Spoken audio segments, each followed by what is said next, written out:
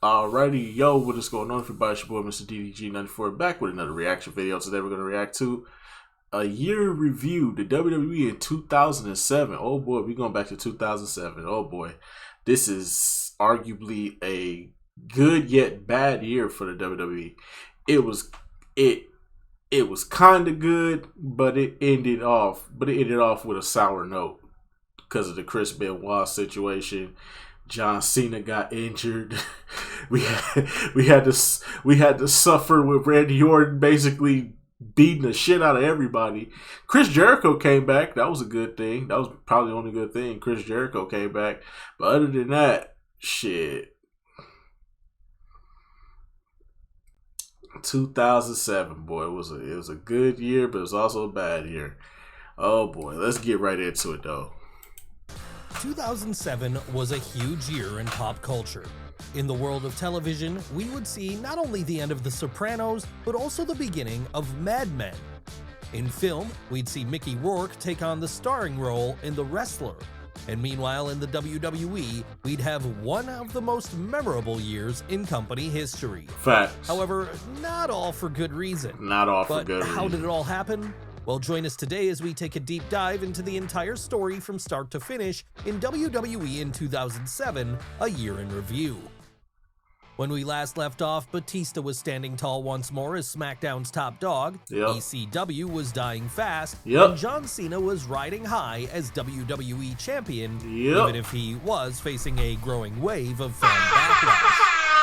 But fans were the least of his worries heading into the first pay-per-view of the year, New Year's Revolution, on January 7th, because there, he'd have to contend with the man who'd spent the last few months of 2006 making his life a living hell, and that was Umaga. Before their bout took place, though, Jeff Hardy and Johnny Nitro would settle their ongoing beef over the Intercontinental title inside of a steel cage. Mickie James would take her spot as the reigning queen of the women's division when she beat Victoria, and Rated RKO I forgot Victoria was still with the company around this time. In a brutal battle over the World Tag Team belts. Then, once all that was done, the final Raw exclusive pay-per-view of the era would see Big Match John finally prove some of his doubters wrong when he had a pretty great match with Umaga, which eventually saw him come out the victor. Not that this would be the end of the feud, however, because with the Samoan still feeling like he could dethrone the champ if he had one more shot, a rematch would be booked for the Royal Rumble later that month on January 28th. Of course, that wouldn't be the only world title program on this show, however, because on the SmackDown side of things, the meteoric rise of Mr. Kennedy would continue with him finally getting a shot at Batista. That said, despite the heel's best efforts here, it would be the champ who came out the victor, and the same could be said for the Cena-Umaga rematch too as it happened. But at least Umaga now had the feather in the cap of being able to say that during his last man standing bout with Big Match John, he'd helped him put on probably his best singles bout to date, as over the course of a bloody and brutal 23 minutes, they'd pretty much steal the show. And this is even more impressive because they had such strong competition that night. Competition which included the Hardys and Eminem going at it in a tag team match, Bobby Lashley successfully defending his ECW World title against Test, and the Royal Rumble itself where, for the first time ever, the number 30 entrant would get the win when The Undertaker got the luck of the draw and used it to his advantage. Of course, he almost wasn't able to do so, though, because the last few minutes of this one would see the dead man have to contend with Shawn Michaels, as the two had a bit of a mini-match which marked their first on-screen interaction since 1998. And the fact that HBK would end up getting eliminated by his old rival here stung all the more, because in the weeks prior, his tag partner Triple H had been taken out with a quad tear, meaning he was going to miss the next 7 months of action. So with the plan originally having been for him to have a rematch from the year prior with John Cena at WrestleMania 23, it meant that things would have to be rewritten at the last minute.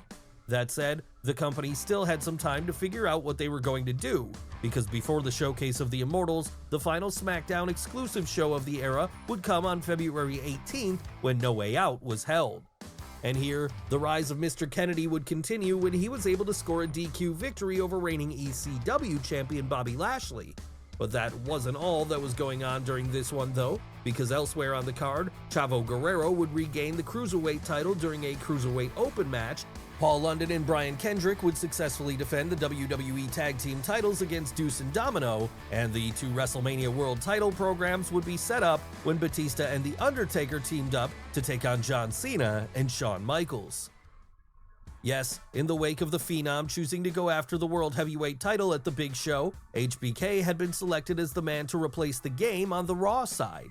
And what a choice this turned out to be, because the match he went on to have with Cena at Mania would prove to be another career best for the champ. Facts. Before we get there, though, the WWE Hall of Fame would take place on March 31st, RP and would Dusty, see another man. all-star class be inducted. Then, once that was done, the following night, WrestleMania 23 would take place in front of a sold-out Detroit crowd. And aside from the two big-time main events, what made this one even more notable was the fact that in the now infamous Trump Battle versus, of the Billionaires, Vince with McMahon. Steve Austin acting as the special guest referee, Trump versus Vince McMahon. and Donald Trump would both choose Oh, surrogates to boy. take on each other, with these surrogates ending up being Umaga on the McMahon side and Bobby Lashley on the Trump side. And not only did this mark a huge career highlight for both wrestlers then, it also helped to push the show over the top financially and make it the highest grossing pay-per-view WWE had ever done at the time. But it wasn't only the Battle of the Billionaires which made this one so memorable. No, elsewhere the rest of the card was stacked out with great bout after great bout. Bouts which included the likes of the Money in the Bank ladder match, where Mr. Kennedy would win the whole thing so as to earn himself a world title shot at a time of his choosing. So needless to say then, he was watching both main events carefully, as in the first one, The Undertaker's run of classic streak matches would begin when he had put on a 5-star showing with Batista and took things to 15-0 in the process. Then after that, John Cena and Shawn Michaels would have arguably an even better contest when over the course of almost 30 minutes, HBK did everything he could to make Big Match. I don't know about that one. That one is up for debate because that Batista and Undertaker match was legendary. I don't get me wrong. This was a great match too, but I don't know if I could put it ahead of that Batista Undertaker match because Batista, you got to understand, Batista and Undertaker was pissed because they didn't get the main event slot. Cena and Shawn Michaels got the main event slot over them. So Batista and Taker pretty much sent the message. They tore the fucking house down. And I think that they should get the nod on this one. This was a good match though too. This is definitely a 5-star match as well, but is it fucking with Undertaker Batista? Nah. I gotta put Batista and Undertaker over this one, even though this was a good 5-star match. John looked like a killer. But no matter how hard he tried, Michaels just couldn't manage to get the adult male fans behind the reigning champion. So, hoping another round might solve the problem then, he'd take on Cena in a rematch on the April 23rd episode of Raw, with this one going for a full hour and still standing today as one of the greatest bouts WWE has ever given away on free TV. Yep. That said, for a certain section of the audience, John's performance on that night still wasn't enough.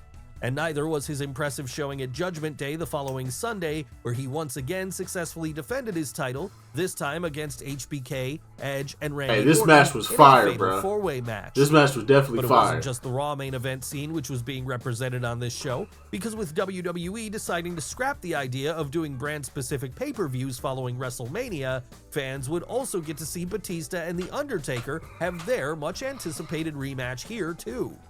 Of course, unlike Mania where the Deadman had picked up the clean win, this time things would end far less definitively, as after both men failed to answer a 10 count, the bout was thrown out and declared a draw. Yeah, see, they was just putting on Disappointing as bangers. this was for the audience in attendance, at least they'd gotten to see a world title change earlier on in the evening, because after being forced to defend his ECW title in a 3-on-1 handicap match against Umaga, Vince McMahon, and Shane McMahon, the Almighty would end up getting Do-rag pinned by none other Vince. than the boss himself. Yes, if the once extreme Philly promotion wasn't already dead and buried before this, the sight of Vince McMahon coming out to the ring the next week with a do-rag on his head and the ECW belt around his waist just about Do-rag made Vince. fans who remembered what the promotion had once been vomit in their mouths. And sure, it would lead to Lashley getting a rematch at the next pay-per-view of the year, Judgment Day, but by then, the damage had already been done. Before we'd even get to Judgment Day, however, the company would find themselves having to deal with even more bad news when Mr. Kennedy suffered what was, at the time, believed to be a pretty serious tricep injury. Plans had to be changed at the last minute, and Kennedy would instead drop the briefcase to Edge during an impromptu match on the May 7th episode of Raw. And now holding the same prize he had the year before then, the Ultimate Opportunist would make it a double when just 4 days later on SmackDown, he'd cash in on The Undertaker after the champ had just survived a grueling steel cage bout with Batista, with Edge using the dead man's weakened state here to make short work of him and become the World Heavyweight Champion once again. Of course, this would then lead us directly into Judgment Day on May 20th, where in his first big title defense, the Rated R Superstar would go to war with Batista. Elsewhere, meanwhile, Randy Orton would defeat Shawn Michaels by means of technical knockout after giving him a kayfabe concussion. CM Punk would get his first big singles win on pay-per-view when he made short work of Elijah Burke. John Cena would be forced to try and get a good showing out of the Great Khali, and Bobby Lashley would fail to win back the ECW World title despite pinning Shane McMahon in another 3-on-1 handicap match. Why had he not won the belt here? Well, he hadn't pinned the champion. So in order to settle things once and for all then, a final one-on-one meeting between the Boss and the Almighty would be booked for June 3rd's One Night Stand, where after just over 12 minutes, Lashley got the win and his title back. That said, even if this bout was a focused upon one, by now One Night Stand was less of an ECW exclusive show and more of a regular WWE branded one. And so, that was why the rest of the card would be largely filled out with Raw and SmackDown matches, the most notable of which saw the Hardys defeat the world's greatest tag team for the World Tag Team titles, and Edge retain the World Heavyweight title in a steel cage bout against Batista. So after not only the failure of the show, but also his inability to keep the ECW title around his waist, on the June 11th episode of Raw, a new storyline began which saw Vince McMahon's limo explode with him inside it, with this supposedly killing him off for good as an on-screen character. As we all know now, though, this whole angle, and the murder mystery which followed, would soon have to be scrapped abruptly.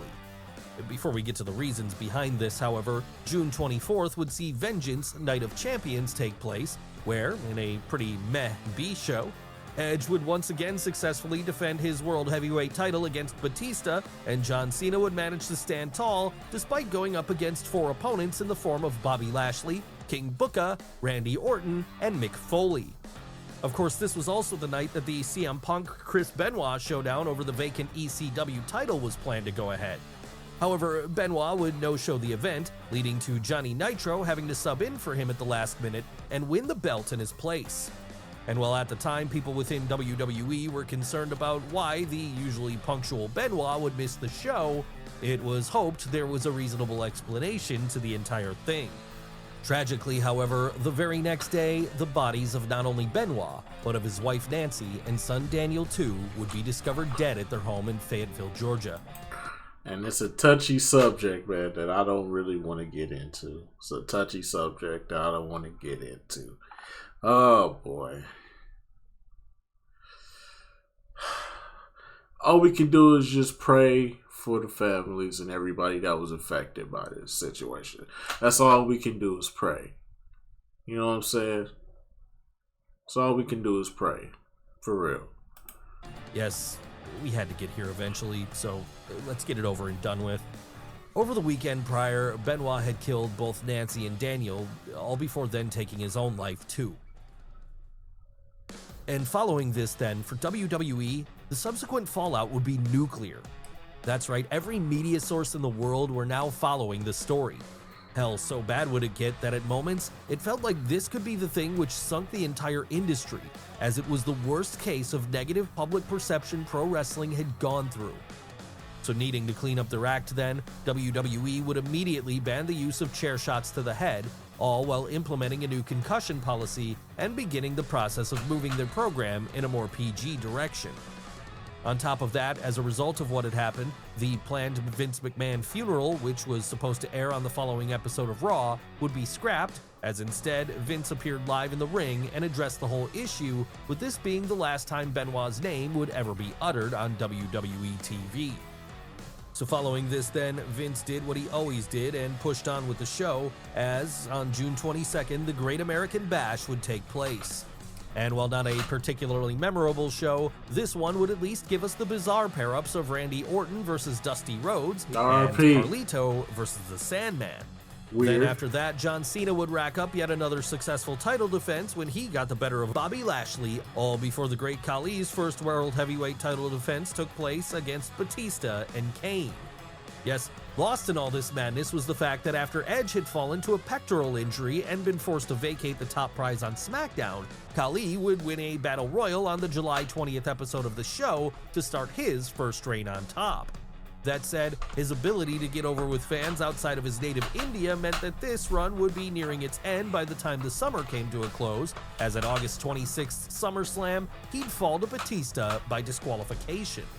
Elsewhere on the show, meanwhile, both the WWE title and the ECW title would stay around the waists of John Cena and John Morrison in more definitive fashion when they got the better of their opponents, Randy Orton and CM Punk, respectively.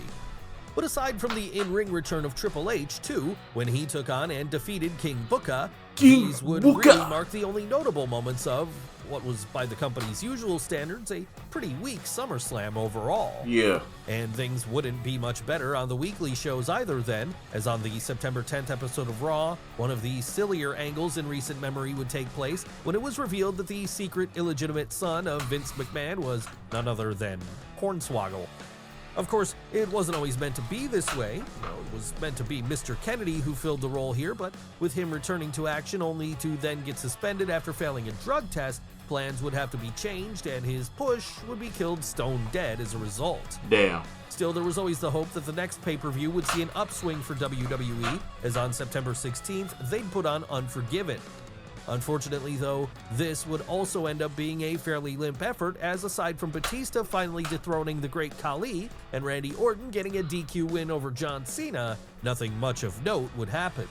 Of course, it wasn't as if there was nothing worth watching in the company at all at this point, because only a few weeks prior, CM Punk had finally climbed the next rung on the ladder to success when he defeated John Morrison to become ECW World Champion.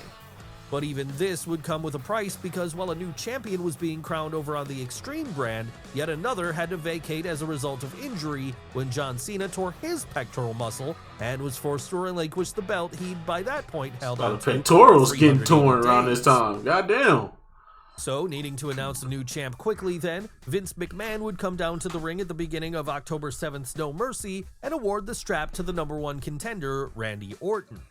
That said, one person who took umbrage with this was Triple H, as feeling like he deserved to be the champion instead, he'd immediately challenged the Viper to a match. And in a shock to everyone, he'd actually go on to win this one and start his own 6th reign with that particular belt. But even this wouldn't be the end of the night for the WWE title yet, because after being forced to then defend against Umaga later that evening, the game would survive just enough to then have his bones picked by Randy Orton once more. Yes, in what turned out to be the 3rd WWE title match on the show, Orton and Triple H would go once again here, and with the game being so beaten down by this point, there was no chance he was going to be able to overcome the odds anymore. But at least the other world champions were able to retain their gold at this show, because in the undercard prior to this, CM Punk would continue his rise with a win over The Miz, and Batista would overcome the Great Khali inside of the dreaded Punjabi prison. Oh, this match is terrible. Of course, the reason that the Animal and the Best in the World had been able to do so was because they had the necessary preparation time for their big bouts. When it came to the next pay-per-view of the year, however, Cyber Sunday on October 28th, they would not have such a luxury, as just like in years prior, the matches here would be voted on by fans. And that led to some interesting bouts on the undercard then, such as Punk defending his world title against The Miz, Triple H and Umaga going at it again in a street fight, and Shawn Michaels getting a shot at revenge against Randy Orton, with the WWE title this time being on the line. Then, as if those weren't big-time enough contests, the main event would see Batista and The Undertaker continue their series, with the added caveat on that night being that Stone Cold Steve Austin would serve as the special guest referee. Yes, despite being well into retirement by now, Austin was still able to make a couple of appearances in 2007, but even he couldn't put the beef towards the champ and the dead man to bed, because once it was over and Batista was standing tall, his opponent would demand one more rematch for November 18th's Survivor Series. And this time it would be held inside of the challenger's own backyard, as it would take place inside the confines of Hell in a Cell. So realizing this represented the greatest threat to his title reign, the Animal would quickly get to work on preparing himself for what was to come.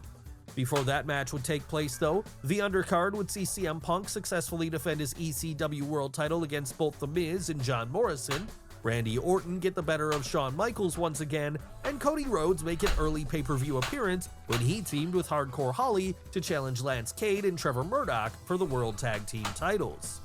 Then after that, Batista would retain his title against The Undertaker, all with a little help from a returning Edge, of course. Not that Edge had any kind of allegiance with the Animal, though. No, he just simply wanted to be the one to take the belt from the man himself. And this would lead us into the last pay-per-view of the year, Armageddon, on December 16th then, as there, Batista, Edge, and The Undertaker would go at it in a triple threat match for the World Heavyweight title.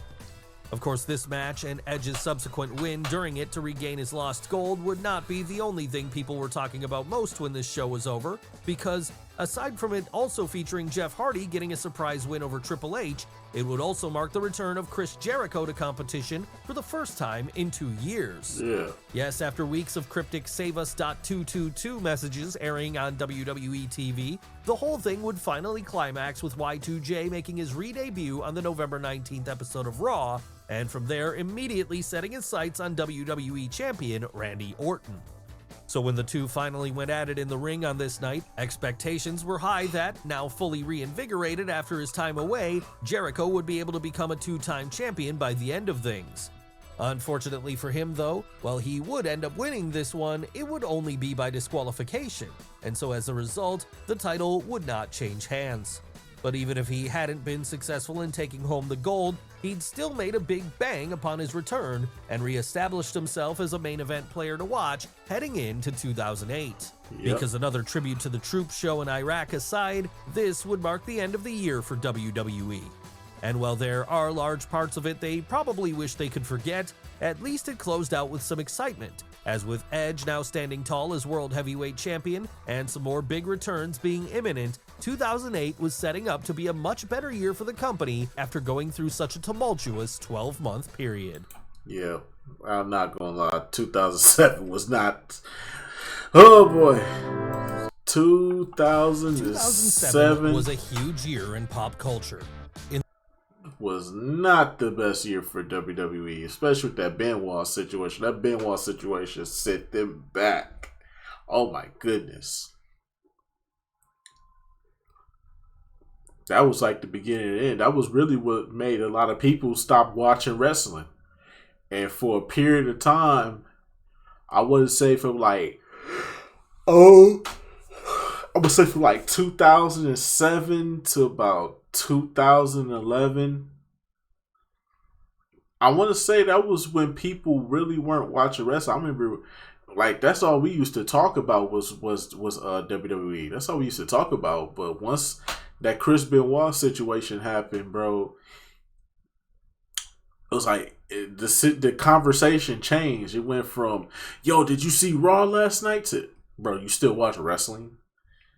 You still watch wrestling, bro? Grow up."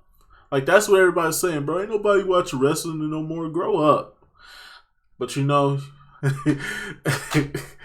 shout out to the ones that still was watching wrestling, still dedicated to the shit, even though WWE was going through all that turmoil around that time. But anyways, though, let's just go about end it off for this one. Tell me what y'all think down in the conversation below. I'll get back to you.